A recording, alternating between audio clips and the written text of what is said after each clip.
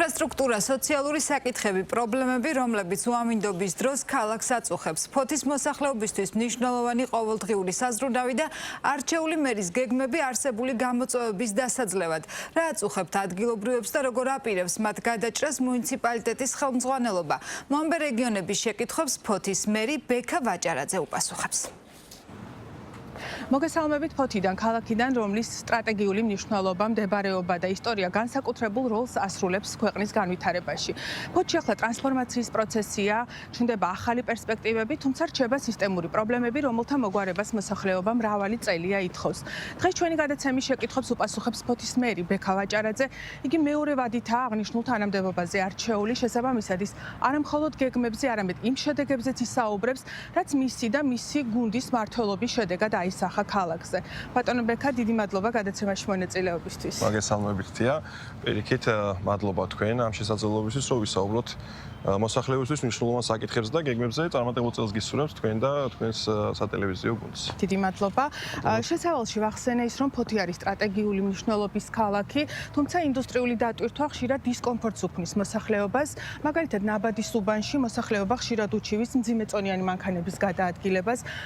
საუბრობენ ეკოლოგიურ პრობლემებზეც. რა შეგიძლიათ ამასთან დაკავშირებით გითხრათ და როგორ აპირებთ დააბალანსოთ ეს ყველაფერი?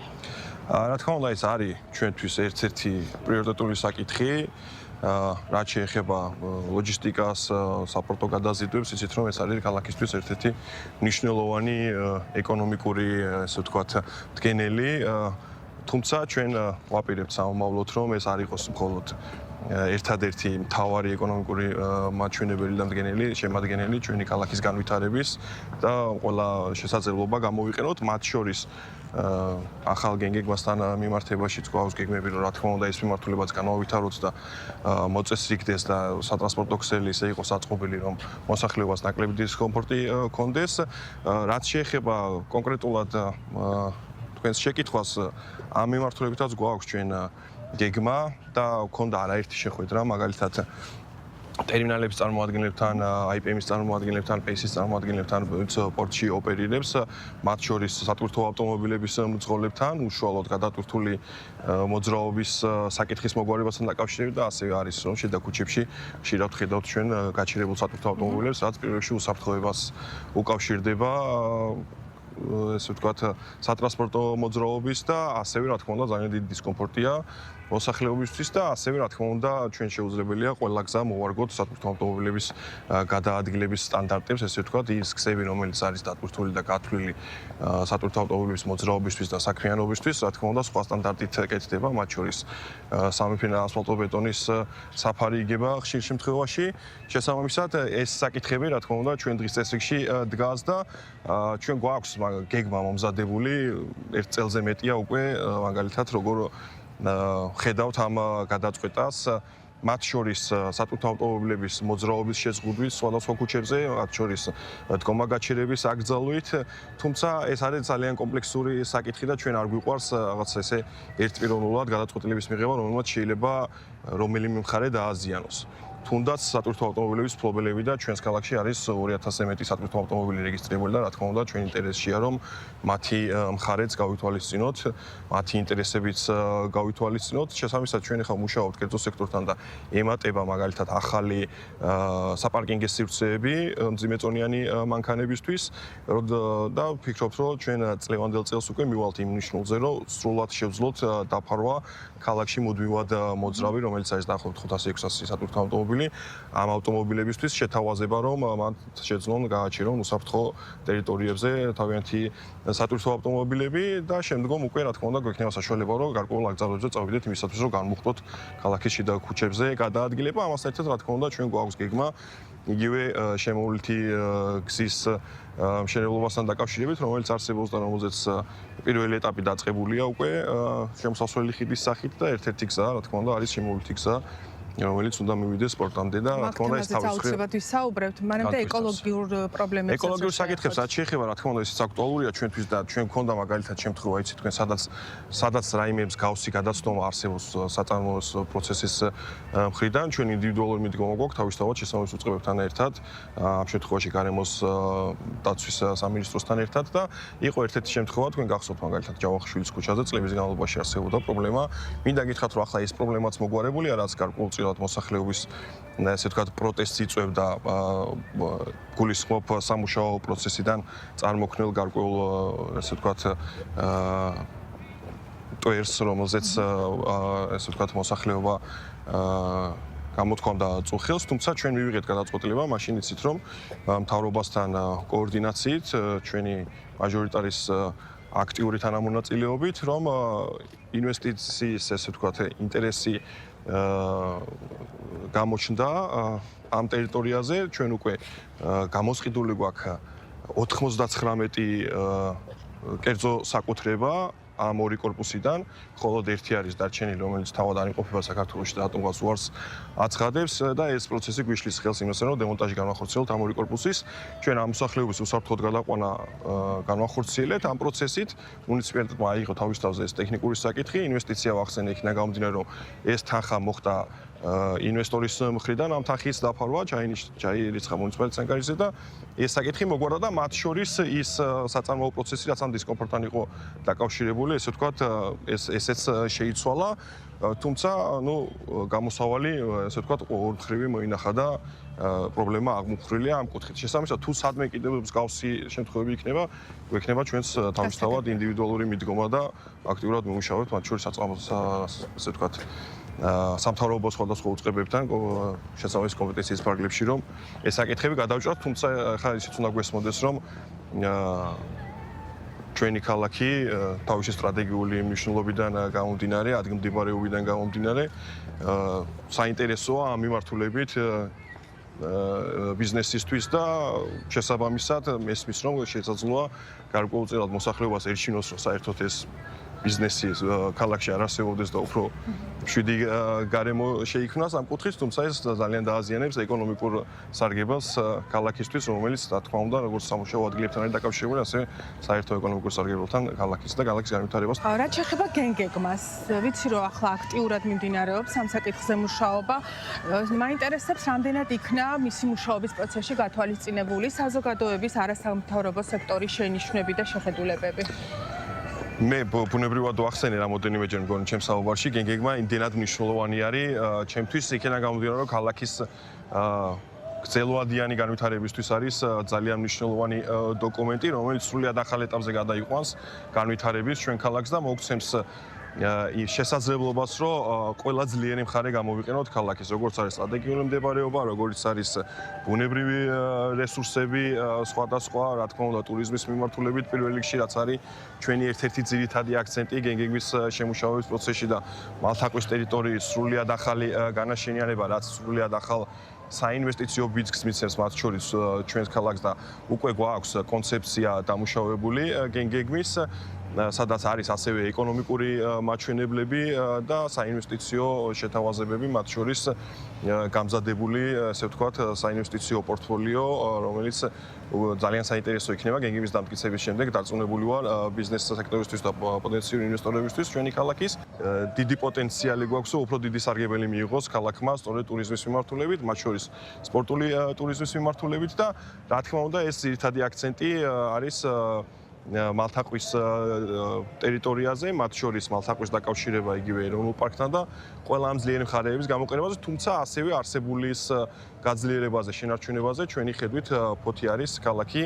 მემკვიდრეობაზე დაფუძნებული, რომელიც ქმნის ახალ ენერგიას და ამ ახალ ენერგიას ჩვენ რა თქმა უნდა ინოვაციური მიდგომებით, თუმცა ასევე ძველი კულტურული, ესე ვთქვათ, ჩვენი ღირებულებების შენარჩუნებით. რაც შეეხება ფოთის თეატრის შენობას, რომელიც ავარიული არის და ამაზე მილიონები დაიხარჯა. რა იგეგმება ამ შენობასთან დაკავშირებით, როგორც ვიცით, თეატრის დასი, ახლა კულტურის სახლის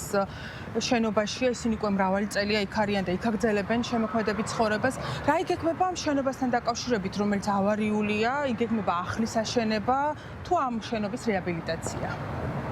ხო, ეს რა თქმა უნდა ჩვენთვის პრიორიტეტული საკითხია, იცით რომ ჩვენ გადავეცით კულტურის სამინისტროს და ეხლა არის ფოთის თეატრის დაზის ბალანსზე ეს შენობა. გაკეთდა პროექტი კულტურის სამინისტროს მიერ, თუმცა თქვენ იცით რომ ახსენეთ მილიონები დახარჯული ეს შენობა დაიწყო 2005 წელს დაახლოებით 5-6 წელს როგორც მახსოვს თეატრის და პირველი აგურის დადებიდან ეს შენობა პრობლემურია და ძალიან ბევრი ცუდი ისტორიაც ახლავს ამ მშენებლობის პროცესს და დასრულების შემდგომაც თეატრს ზოგადად ძალიან ბევრი პრობლემა აქვს პირველი დღიდან მშენებლობის შეიძლება ასე ითქვას, რაც ძალიან რთული გამოსასწორებელია, შესაბამისად ეს პროექტი, რომელიც კულტურის სამინისტრომ გააკეთა, ძალიან ძნელად ღირებულია და რეალურად არ ცვლის თეატრის კონცეფციას, არც მის ვიზუალურ მხარეს. შესაბამისად, ჩვენ ვფიქრობთ და ფოთის თეატრის დასიც გვეთანხმება, რომ ახალი ხედვით, ახალი კონცეფციით აშენებული თეატრი გაცილებით მისაღები იქნება როგორც დასისთვის, ისევე ქალაქისთვის და ქალაქის განვითარების ხედვისთვის. ჩვენ გვაქვს უკვე ამაზე ჩამოყალიბებული კონცეფცია, რაც არ გულისხმობს მხოლოდ ესე ვთქვათ თეატრალური სცენას, არამედ სხვადასხვა სივრცეს თანამედროვე თეატრი, რასაც გულისხმობს თავის თავში, მათ შორის ღია საგამოფენო სივრცეები, კაფეები და სხვადასხვა ესე ვთქვათ კულტურული შეკრების ადგილისთვის მნიშვნელოვან ინფრასტრუქტურას და ჩვენ დარწმუნებული ვართ, რომ წელს შევძლებთ უკვე ამ საკითხის გადაწყვეტას კულტურის სამინისტროსთან ერთად. ჩვენ გადმოვინაცვლეთ კუნძულის უბნის სანაპირო ზოლზე. წლების განმავლობაში ყოველი უამინდობისას სხვა გადმოდიოდა და მოსახლეობამდეც აღწევდა. ცოტა ხნის წინ ჩატარდა ნაპირსამაგრის სამუშაოები და ამ ეტაპზე ეს პრობლემა არ არსებობს. აღნიშნული სამუშაოების შედეგად შეჩერებულია ეს პროცესი. მე მაინტერესებს, რამდენად გრძელვადიანი იქნება იგი და რეალურად ამ სამუშაოების შედეგად შეჩერდა ნაპირის წარეცხვის პროცესი. თქვენ იცით, რომ ბოლო პერიოდში ძალიან ესე ვთქვათ, მძაფრად იდგა ეს საკითხი, რამოდენიმე შტორმი, რომელიც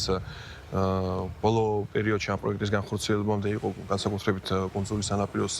ამ ტერიტორიაზე, სადაც ამაღლებული ნაწილია ამ შემთხვევაში ნაპირი გამაგრებითი სამუშაოების გადაუდებელი აუცილებლობა იყო შესაბამისი სამუშაოების განხორციელების, იმიტომ რომ მოსახლეობას აქ არსებულ სასაფლაოს ექნებოდა უკვე რეალური საფრთხე და ეს არის ნაპირი გამაგრებითი სამუშაოები და არა ნაპირი აღდგენითი სამუშაოები, ესე ვთქვათ, ჩვენ რა თქმა უნდა გრძელვადიან გეგმაში გვაქვს, რომ ნაპირი აღდგენითი სამუშაოები, რაც კომპლექსურ სამუშაოებს გულისხმობს, განსაკუთრებით კუნძულის სანაპირო ზოლზე განვახორციელოთ, უკვე გამოაცხადა მაგალითად რიონის არხიდან მალთაყვის სანაპირო ზოლზე და პროექტირებაზე ინფრასტრუქტურის სამინისტრომ ნაპირი აღდგენითი სამუშაოების პროექტირებაზე ტენდერი, რაც გულისხმობს თავისთავად იმას, რომ ის წლების განმავლობაში პრობლემა, რომელიც არის დაკავშირებული ზღვის მიერ გარკვეული ტერიტორიების მიტაცებაზე სანაპირო ზოლის, რაც კუნძულის სანაპირო შემთხვევაში უფრო მძაფრად არის და ყველას ახსოვს ფოთელ მოსახლეობას, რომ აქ წლების წინ ნაპირი იყო და ჩვეულებრივი საბანაო ზონა იყო, ესე ვთქვათ, არის ზღვის მიერ მიტაცებული და შესაბამისად მინდა გითხრათ, რომ ეს არის დროებითი, ესე ვთქვათ, გამოსავალი, არ არის გრძელვადიანი გამოსავალი, ჩვენ ძალიან კარგად გვესმის, რომ ამით ეს პრობლემა გრძელვადიანი პერსპექტივაში სრულად ვერ იქნება აღმოფხვრილი, მათ შორის ამ პროექტს შინაარსობრივადაც იყო გათვალისწინებული, რომ გარკვეული პერიოდის შემდეგ ეს ლოდები დეფორმირებას განიცდის და იმ ფორმას, რაც განსაკუთრებით ამაღლებულ ნაწილში ეხება ზღვის ხედს კარგავს, ის ფორმას შეიცვლის და ზღვის ხედი არ იქნება დაფარული, თუმცა ამის შემდგომ, რა თქმა უნდა, ჩვენ უნდა დავაწიოთ ის კომპლექსური სამუშაოები, რაც გულისხმობს უკვე ნაპირ აღდგენით პროცესს. ამ ეტაპზე ჩვენ ეს რეალური საფრთხე ავიცილეთ თავიდან, ისთვისაც მადლობა მინდა უთხრა გზების დეპარტამენტს ამ განხორციელებული პროექტისთვის. ამ ადგილიდან ძალიან კარგად ჩანს APM ტერმინალსის ინფრასტრუქტურა. მოდით გითხავთ, როგორია ფოთის პორტისა და მერიის ურთიერთობების პერიპეტიები? ჩვენ რა თქმა უნდა აქტიურ კომუნიკაციაში ვართ APM ტერმინალსთან, პორტში ესე ვთქვათ ოპერირებად ყველა ორგანიზაციასთან, მათ შორის Page Group-თან, APM-თან ძალიან ჯანსაღი ურთიერთობა გვაქვს, მათ შორის მათი სოციალური პასუხისმგებლობის ბარგლებში ბევრ საერთო პროექტს ვახორციელებთ, იგივე ის ახალგაზრდული ჰაბი, რომელიც ჩვენ გავხსენით გასულ წელს APM ტერმინალსის თან პარტნიორობით მოვახდინეთ მისი აღჭურვა შესაბამისი ტექნიკით და AOG-ით და მსგავსი თანამშრომლობები ჩვენ APM ტერმინალსთან გვაქვს დაგეგმილი მომავალშიც მათი ინტერესების შესაბამისად და რა თქმა უნდა ქალაქის ინტერესების შესაბამისად და ის ახალი ხელმძღვანელობა, რომელიც ახლა წავს APM-ს ძალიან მჭიდრო თანამშრომლობაშია და კომუნიკაციაშია ჩვენთან. ფოთში ინტენსიურ რეჟიმში მიმდინარეობს ქუჩების რეაბილიტაცია, გზების დაგება, თუმცა არაერთხელ წავაწყდი ფაქტს, როცა ახლა დაგებული ასფალტი კვლავაც აიყარა, ქუჩა გადაითხარა, რატომ ხდება ეს და აქვე ვკითხავთ, მომავალშიც გაგრძელდება თუ არა ქუჩების რეაბილიტაცია ფოთში? რა თქმა უნდა, ჩვენ აქტიურად ვაგრძელებთ ამ სამუშაოებს. ეს თავიდანვე გაცხადებული პრიორიტეტი იყო ჩვენი, იქიდან გამომდინარე, ვიცით, კანალიზაციასთან დაკავშირებული, ეგრეთ წოდებული წყალნების პროექტთან დაკავშირებული პრობლემების გამო, ფაქტიურად ქალაქის 70%-ის გადათხრილი იყო ქუჩების და კატასტროფულ მდგომარეობაში იყო. შესაბამისად, ჩვენ აქტიურად დავიწყეთ თავიდანვე ქუჩების რეაბილიტაციის სამუშაოები. ეხლა მიმდინარე პროექტი გვაქვს 16 ქუჩაზე, გზის სავალი ნაწილის რეაბილიტაციის სამუშაოები. არის ხოლმე მსგავსი შემთხვევა, რაც ჩვენთვის ძალიან პრობლემატური საკითხი არის, მაგალითად ძველი წყალმომარაგების სისტემის ქსელის, ასე ვთქვათ, წერტილოვანი დაზიანებების გამო გარკვეულ ფრაგმენტებში წყალმომარაგების კომპანიას უხდება შესაბამისი სამუშაოების განხორციელების გამო მონაკვეთების ამოჭრა და შემდგომ გადაგება, რაც სრულად წყალმომარაგების კომპანიის, ესე ვთქვათ, პასუხისმგებლობა ხარჯით ნაწილს გულისხმობდა, ეს არ არის ქალაქის ბიუჯეტისთვის ორმაგი ხარჯი, თუმცა რა თქმა უნდა, ამ კუთხით გამოსავალი არის მნიშვნელოვანი და ჩვენ მაგალითად წყალმომარაგების კომპანიასთან შეთანხმებით ორ ქუჩაზე მათ მიერ იქნა განხორციელებული პროექტი და გზის სავალი ნაწილიდან ახალი მილები ჩაიდო, ესე ვთქვათ, ტროტუარის ნაწილზე, რამაც სრულად გამორიცხა იმ მონაკვეთებზე მომავალში გზის სავალი ნაწილის გადათხრის, ესე ვთქვათ, საჭიროება და რისკი სამომავლოდ და რა თქმა უნდა ეს ახალი მილები ტროტუარზე უზრუნველყოფს იმას, რომ დიდხანს იმუშაოს, თუმცა თუ რაღაც წლების შემდეგ ეგ სამუშაოები იქნება ჩატარებული, შეიძლება მხოლოდ ტროტუარის ნაწილს და არა გზის სავალი ნაწილს. ჩვენი ინტერვიუ დასასრულს უახლოვდება და ბოლოს მინდა კითხოთ, რითი გსურთ, რომ ფოთელებმა დაგიმახსოვრონ? საინტერესო შეკითხვაა. ჩემთვის გაცილებით მნიშვნელოვანია მე როგორ ხედავ ამ ქალაქის განვითარებას და რა თქმა უნდა ეს შესაძლებლობები, რომელიც ამ ქალაქს აქვს, მაქსიმალურად იყოს გამოყენებული და ფოთი თავის ზრიენხარებს მაქსიმალურად იყენებს. ეს რა თქმა უნდა იქნება ჩვენი სამთავრობო გუნდის დამსახურება, ადგილობრივი ხელისუფლების, როგორც მერიის გუნდის, ასევე საკრებულოს გუნდის ჩვენი დელეგატის და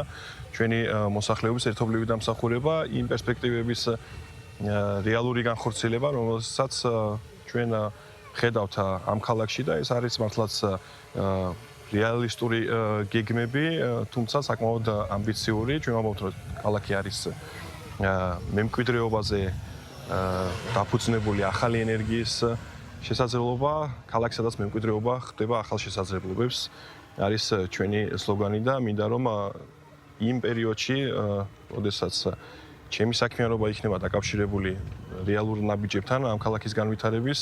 მივაღწიოთ იმ მიზნებს, რაც თუნდაც გეგმით იქნება განსაზღვრული, როგორც თქვი და ეს არის ქალაქი, სადაც მაგალითად მალთაყვის სანაპირო ზოლი, პორტი, გამწვანებული სივრცეები, საქალაქო ინფრასტრუქტურა შექმნის ერთიან თანამედროვე სისტემას და თითოეული ფოთელი იგრძნობს თავს უფრო ეკონომიკურად ძლიერად, კომფორტულად და აქ ჩამოსულ ნებისმიერ სტუმარს დახვდება კომფორტული ტურისტული გარემო და ინფრასტრუქტურა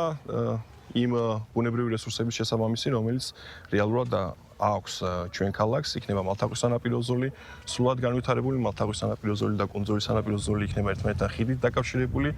მათ შორის კუნძულის სანაპიროს აქვს ასევე ძალიან მნიშვნელოვანი სტრატეგიული ფუნქცია ჩვენ გეგმაში, რაც გულისხმობს საზღვაო ჰაბს, ქალაქს აქვს როგორც ტურისტული, ასევე სპორტული ჰაბის მნიშვნელოვანი ფუნქცია. ეს არის ის ხედვები, რომელიც რეალისტურია და რომელიც გვესახება მე და ჩემს გუნდს და დარწმუნებული ვარ, რომ ამას ჩვენ ყველანი ერთად განვახორციელებთ. ეს არის ჩემთვის გაცილებით მნიშვნელოვანი და თუ ამაში, რა თქმა უნდა, ჩემი მნიშვნელოვანი წილი მექნება შეტანილი, ეს იქნება საუკეთესო პასუხი თქვენ კითხვაზე. დიდი მადლობა. მაყურებელს კი შევახსენებ, რეგიონის მოამბის შეკითხვას პასუხობდა ფოთის მერი ბექა ვაჭარაძე.